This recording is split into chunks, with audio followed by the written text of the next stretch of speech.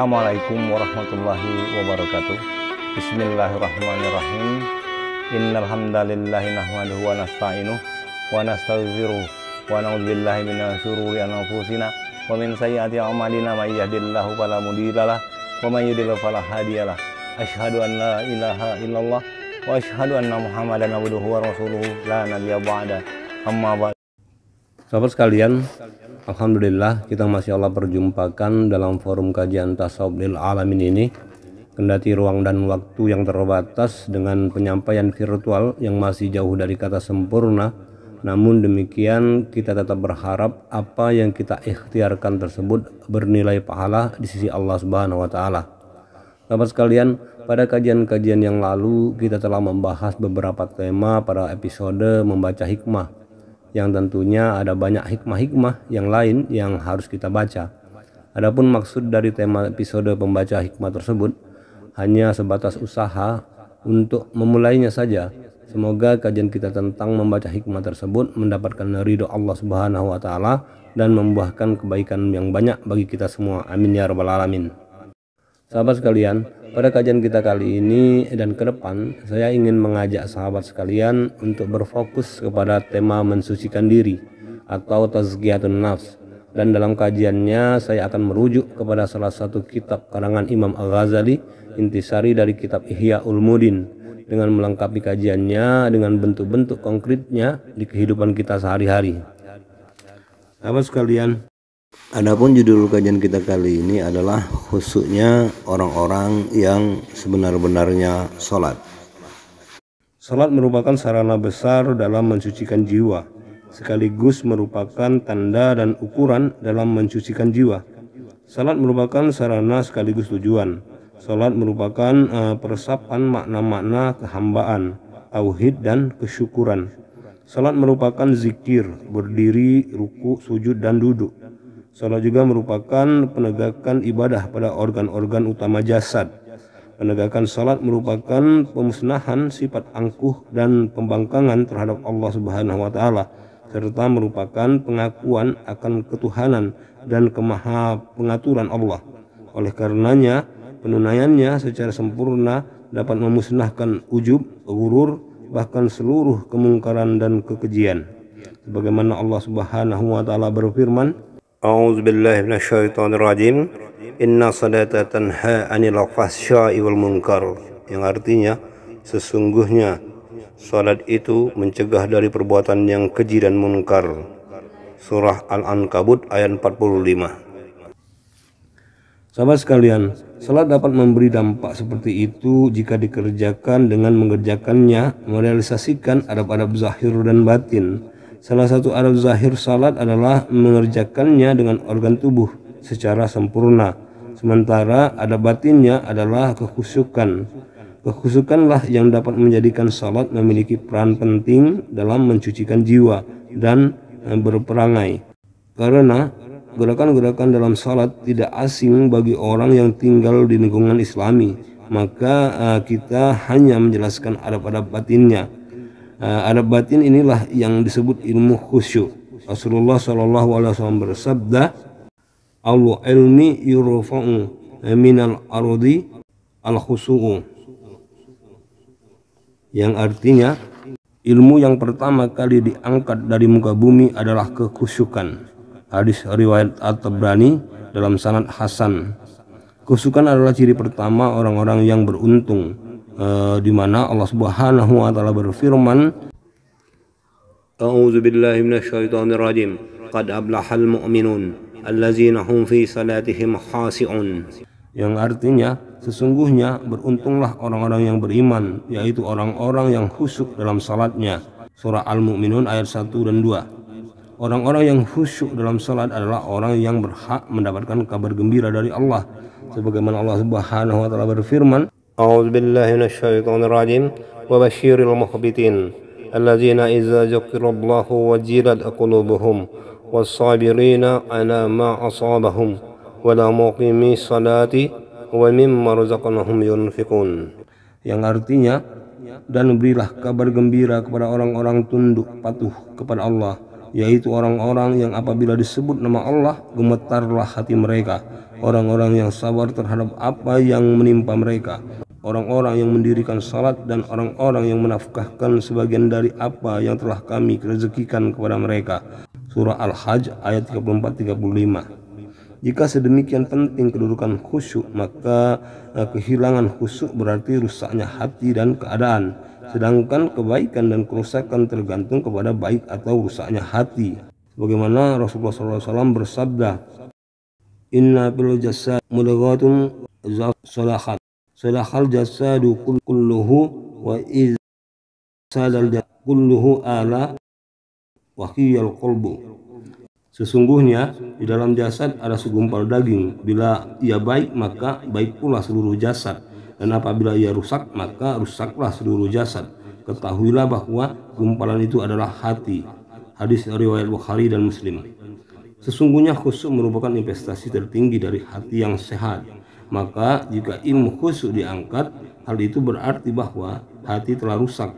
Apabila khusyuk telah hilang, maka hati dikuasai oleh berbagai penyakit berbahaya dan keadaan buruk, seperti cinta dunia dan bersaing untuk meraihnya.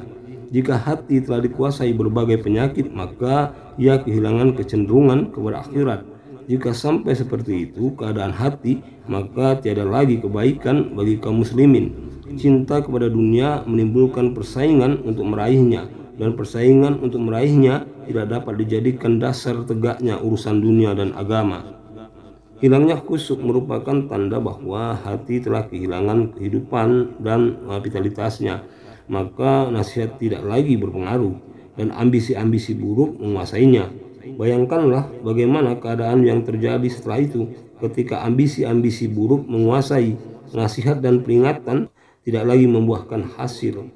Saat itulah syahwat mendominasi, terjadi pasar persaingan untuk merebutkan pangkat, kekuasaan, dan harta. Jika hal itu yang terjadi, maka dunia atau agama tidak membaik. Sahabat sekalian, khusyuk merupakan ilmu. Sebagaimana dijelaskan oleh hadis Nabi, sedikit sekali orang yang mengetahui ilmu ini. Jika Anda mendapati orang yang khusyuk yang dapat membawa Anda kepada kekhusyukan, maka berpegang teguhlah kepadanya, karena ia benar-benar orang berilmu. Inilah tanda ulama akhirat. Sebagaimana Allah Subhanahu wa taala berfirman, "A'udzubillahi minasyaitonir rajim. Innal ladzina utul ilma min qablihi idza yutla 'alaihim yaqiruna lil azqani sujada. ويقولون سبحان ربنا إن كان وعد ربنا لا مفعولا ويخرون للأذقان يبكون ويزيدهم خشوعا." Yang artinya, sesungguhnya orang-orang yang diberi pengetahuan sebelumnya apabila Al-Quran dibacakan kepada mereka, mereka menyungkur atas muka mereka sambil bersujud, dan mereka berkata, "Maha suci Tuhan kami, sesungguhnya janji Tuhan kami pasti dipenuhi." Dan mereka menyungkur atas muka mereka sambil menangis, dan mereka bertambah khusyuk. Surah Al-Isra ayat 107-109. Ketahuilah bahwa ilmu khusyuk berkaitan dengan ilmu pembersihan hati, yang merupakan bab yang panjang. Oleh karena itu, ulama akhirat mulai dari mengajarkan zikir dan hikmah kepada penempuh jalan kepada Allah agar hatinya menjadi hidup. Jika hatinya telah hidup, maka mereka membersihkannya dari berbagai sifat tercela dan menunjukkan mereka kepada berbagai sifat yang terpuji. Disinilah hatinya mulai dibiasakan oleh khusyuk melalui kehadiran bersama Allah serta merenungkan makna-makna. Masing-masing memiliki cara yang disyariatkan bagi mereka. Pembahasan tentang seluruhnya membantu untuk merealisasikan kekhusyukan. Jika pembahasan kita diiringi dengan berinteraksi langsung dengan orang-orang saleh yang khusyuk, maka akan sangat membantu untuk mencapai kekhusyukan itu. Kekhusyukan dalam salat merupakan ukuran kekhusyukan hati. Sebatas mana kita khusyuk dalam salat, maka itulah tanda kekhusyukan dalam hati Anda. Kita memilih aspek ini saja dari tema salat dari kitab Imam Al-Ghazali. Berusahalah untuk merealisasikan kekhusyukan itu. Kita akan mengkaji kaitan antara salat dan khusyuk serta kehadiran hati. Kemudian Kita juga akan mengkaji makna-makna batiniah, batas-batas, sebab-sebab, dan terapinya. Kemudian rincian tentang apa yang harus ada pada setiap rukun salat agar salat itu layak menjadi bekal akhirat. Sahabat sekalian, ada banyak dalil mengenai hal ini. Salah satunya adalah firman Allah. A'udzubillahi minasyaitonirrajim wa aqimis salata lizikri, yang artinya, dan dirikanlah salat untuk mengingat aku. Surat Taha ayat 14. Zahirnya kalimat perintah adalah menunjukkan kewajiban, sedangkan lalai adalah lawan dari ingat. Maka orang yang lalai dari awal hingga akhir salatnya, bagaimana mungkin dapat disebut sebagai orang yang mendirikan salat untuk mengingat Allah? Begitu pula dengan firman Allah, A'udzubillahi minasyaitonirrajim wa la taqum minal ghafilin, yang artinya, dan janganlah kamu termasuk orang-orang yang lalai. Surah Al-A'raf ayat 205 adalah kalimat larangan yang zahirnya yang menunjukkan pengharaman. Sebagaimana Allah Subhanahu wa taala berfirman, A'udzubillahi minasyaitonirrajim hatta ta'lamu ma taquluna, yang artinya sehingga kamu mengerti apa yang kamu ucapkan. Surah An-Nisa ayat 43 adalah alasan dilarangnya orang yang mabuk mengerjakan salat dalam keadaan lalai dan sangat bersedih karena rasa was-was dan pikiran-pikiran keduniawian. Bagaimana sabda Rasulullah SAW, innamas salatu kama kunu wa tawadu, yang sesungguhnya salat adalah ketenangan hati dan ketundukan diri. Di dalam hadis ini kata salat disertai huruf alif dan lam yang memberi arti salat tertentu, bukan sembarang salat. Dan kata innama sesungguhnya berarti penegasan dan penguatan. Rasulullah SAW bersabda, betapa banyak orang yang mengerjakan salat hanya memperoleh letih dan payah. Maksud Rasulullah adalah orang yang lalai, padahal orang yang salat adalah orang yang tengah bermunajat atau berbicara kepada Tuhannya, sebagaimana dijelaskan dalam hadis Bukhari dan Muslim. Sedangkan pembicaraan yang disertai kelalaian tidak bisa disebut munajat. Sesungguhnya zakat itu sendiri tetap bertentangan dengan syahwat dan amat berat bagi jiwa.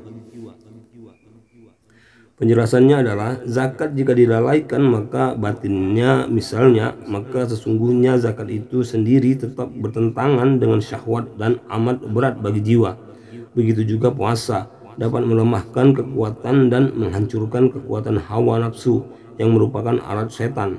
Jadi tidak terlalu sulit untuk mencapai maksud dibalik penunaian zakat dan puasa itu, sekalipun ditunaikan dengan kelalaian atau tidak khusyuk. Begitu juga haji, berbagai amalannya teramat berat dan memerlukan mujahadah atau kerja yang menyakitkan. Sama saja amalan itu dikerjakan dengan kehadiran hati atau tidak. Berbeda dengan sholat, amalan-amalannya hanya zikir, membaca Al-Quran, ruku, sujud, berdiri, dan duduk. Zikir adalah berdialog dan bermunajat kepada Allah. Maksudnya di balik zikir mungkin saja pembicaraan dan dialog, atau mungkin juga huruf-huruf dan suara-suara yang harus dikerjakan oleh lisan sebagai ujian. Tidak diragukan lagi bahwa kemungkinan yang kedua ini tidak sah karena menggerak-gerakkan lisan dengan huruf-huruf dan suara-suara teramat mudah bagi orang yang lalai. Tidak ada ujian dalam pembuatan itu. Apa yang dimaksudkan adalah huruf-huruf yang merupakan pengucapan, dan huruf-huruf itu tidak mungkin disebut sebagai ucapan kecuali jika mengekspresikan apa yang ada di dalam, dan hal itu tidak dapat mengekspresikan apa yang ada di dalam hati kecuali dengan kehadiran hati. Kemudian apa arti permintaannya orang salat? Tunjukilah kami ke jalan yang lurus. Jika hatinya lalai dan tidak khusyuk, jika tidak dimaksudkan sebagai perendahan hati dan doa, maka teramat mudah diucapkan oleh lisan dengan hati yang lalai. Apalagi jika telah menjadi kebiasaan, itulah hukum zikir. Tidak diragukan bahwa maksud dari bacaan dan zikir adalah pujian, perendahan hati dan doa. Maksud dari ruku dan sujud adalah ta'zim, mengagungkan Allah. Seandainya boleh mengagungkan Allah dengan hati yang lalai, niscaya boleh juga mengagungkan tembok di depannya asalkan hati lalai. Kalau ruku dan sujud tidak dimaksudkan sebagai ta'zim, maka ruku dan sujud itu hanya merupakan gerakan punggung dan kepala, dan tidak ada kesulitan dalam mengerjakannya sehingga ia dapat dijadikan sebagai ujian. Kemudian Allah menjadikan salat sebagai tiang agama, pemisah antara kekafiran dan keislaman, didahulukan daripada haji dan berbagai ibadah lainnya. Saya tidak menilai bahwa pengagungan sebesar ini terhadap salat hanya karena gerakan-gerakan zahirnya semata, tetapi juga karena apa yang menjadi tujuannya, yaitu bermunajat kepada Allah. Sesungguhnya hal itu mendahului puasa, zakat, haji dan ibadah-ibadah lainnya, bahkan mendahului pengorbanan dan penyembelihan yang lainnya, bahkan mendahului pengorbanan dan penyembelihan yang merupakan mujahadah terhadap jiwa dengan mengorbankan harta. Sebagaimana Allah Subhanahu wa taala berfirman, A'udzu billahi minasyaitonir rajim. La yanalallaha luhumuha wa la dima'uha walakin yanaluhu taqwa minkum. Yang artinya daging-daging unta dan darahnya itu sekali-kali tidak dapat mencapai keridhaan Allah, tetapi ketakwaan dari kamulah yang dapat mencapainya. Surah Al-Hajj ayat 37. Ketakwaan yang dimaksud dalam ayat ini adalah sifat yang mendominasi hati sehingga membawanya menunaikan semua perintah Allah. Hal seperti inilah yang dituntut. Lalu bagaimana dengan masalah salat? Inilah yang merupakan dalil disyariatkannya kehadiran hati. Diriwayatkan dari Bashar bin Al-Haris dalam riwayat Abu Talib Al-Maqi dari Sufyan Ats-Tsauri, barang siapa tidak khusyuk maka salatnya rusak. Dan diriwayatkan dari Al-Hasan, setiap salat yang tidak disertai kehadiran hati itu lebih cepat kepada hukuman. Mu'az bin Jabal meriwayatkan, barang siapa yang di dalam salat masih mengetahui orang yang ada di samping kanan dan kirinya, maka tidak pahala salat baginya. Rasulullah SAW bersabda, innal abda la yusalli as-salata la yuktabu lahu sudusuha wala usuruha. Yang artinya sesungguhnya seorang hamba menunaikan sholat tetapi tidak ditulis untuknya seperenamnya dan tidak pula sepersepuluhnya. Abdul Walid bin Zaid berkata, para ulama sepakat bahwa seorang hamba tidak akan mendapatkan nilai dari sholatnya kecuali sebatas apa yang disadari dari sholat itu. Abdul Wahid bin Zaid menilai hal ini sebagai ijma' atau kesepakatan para ulama. Dan pendapat-pendapat seperti tersebut yang diambil dari kalangan ahli fikih yang wara dan dari ulama akhirat terlalu banyak untuk disebutkan di sini. Sikap yang benar dan hal ini adalah kembali kepada dalil-dalil syariat dan hadis-hadis Nabi SAW. Berbagai atsar atau perkataan atau perbuatan sahabat dan tabi'in mendukung persyaratan ini. Hanya saja kedudukan fatwa dalam taklif atau pembebanan yang zahir diukur berdasarkan ketidakmampuan makhluk. Oleh karena itu tidak mungkin dipersyaratkan bagi manusia agar menghadirkan hati dari awal hingga akhir salatnya, karena hal ini sulit dikerjakan kecuali hanya oleh sedikit orang. Jika tidak mungkin persyaratan kehadiran hati dari awal hingga akhir salat karena darurat, maka hal ini tak dapat ditolak. Meskipun begitu, kita tetap berharap semoga keadaan orang yang lalai dari awal hingga akhir salatnya tidak seperti keadaan orang yang benar-benar meninggalkan salat. Karena orang yang lalai dalam salatnya itu secara zahir telah mengerjakan salat dan menghadirkan hati sebentar saja. Bagaimana tidak demikian? Sedangkan orang yang salat dalam keadaan berhadas karena ia lupa, salatnya batal di sisi Allah. Tetapi ia tetap mendapat pahala sesuai perbuatan, kesembronoan dan uzurnya tersebut. Dengan ini maka tidak perlu ditentang fatwa ulama yang mengatakan bahwa salat tetap sah walaupun dengan kelalaian hati, karena itu termasuk darurat. Fatwa sebagaimana telah diingatkan tadi, barang siapa mengetahui rahasia salat maka ia dapat mengetahui bahwa kelalaian hati bertentangan dengannya. Kesimpulannya adalah bahwa kehadiran hati adalah ruh salat. Batas minimal keberadaan ruh itu adalah kehadiran hati pada saat takbiratul ihram. Maka kurang dari batas minimal itu berarti kebinasaan. Semakin bertambah kehadiran hati, semakin tersebar pula ruh itu dalam bagian-bagian salat. Betapa banyak orang yang hidup yang tidak memiliki daya gerak hingga mirip dengan mayat. Maka salatnya orang yang lalai dari awal hingga akhir salatnya, kecuali pada saat takbiratul ihram saja, seperti orang yang hidup yang tidak punya daya gerak. Kita memohon pertolongan yang sebaik-baiknya kepada Allah Subhanahu wa taala. Amin ya rabbal alamin. Sahabat sekalian, di dalam mencapai kehusukan adalah laku zahir dan batin sangat-sangat terkait erat. Jika laku zahir di dalam ibadah salat tidak sesuai dengan yang Rasulullah ajarkan, maka kehusukan batin akan sulit dicapai. Analoginya seperti atlet pencak silat. Seorang atlet pencak silat untuk mengalahkan lawannya, maka laku zahirnya atau jurus-jurusnya harus sesuai dengan apa yang diajarkan oleh gurunya. Satu contoh adalah kuda-kudanya.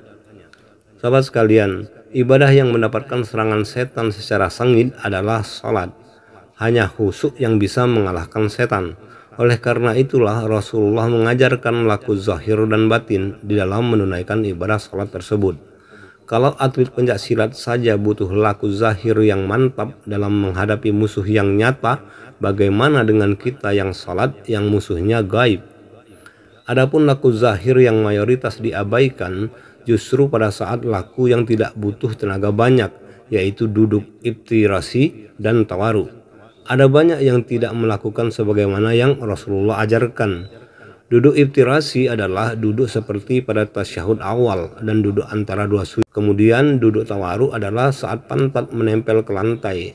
Dalilnya berdasarkan hadis Abu Humaid As-Sa'idi dari Muhammad bin Amru bin Atta, bahwasanya dia duduk bersama beberapa orang sahabat Nabi SAW.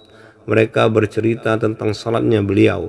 Maka Abu Hamid Al-Sa'idi berkata, "Aku adalah orang yang paling hafal dengan salatnya Rasulullah SAW. Aku melihat beliau jika bertakbir, beliau mengangkat kedua tangannya sejajar dengan kedua pundaknya. Jika ruku, maka beliau menempatkan kedua telapak tangannya pada kedua lututnya. Kemudian beliau meluruskan punggungnya. Jika mengangkat kepalanya, beliau berdiri lurus hingga seluruh tulang punggungnya kembali pada tempatnya. Dan jika sujud, maka beliau meletakkan tangannya dengan tidak menempelkan lengannya ke tanah atau badannya. Dan beliau menghadapkan jari-jari kakinya ke arah kiblat. Apabila duduk pada rakaat kedua, beliau duduk di atas kakinya yang kiri dan menegakkan kakinya yang kanan. Dan jika duduk pada rakaat terakhir, maka beliau memasukkan kaki kirinya di bawah kaki kanannya dan menegakkan kaki kanannya, dan beliau duduk pada pantatnya." Hadis riwayat Bukhari. Menegakkan kaki kanan adalah juga dengan menghadapkan jari-jari kakinya ke arah kiblat sebagaimana ketika berikut contoh duduk iftirasi dan tawaru yang sesuai sunnah Rasulullah.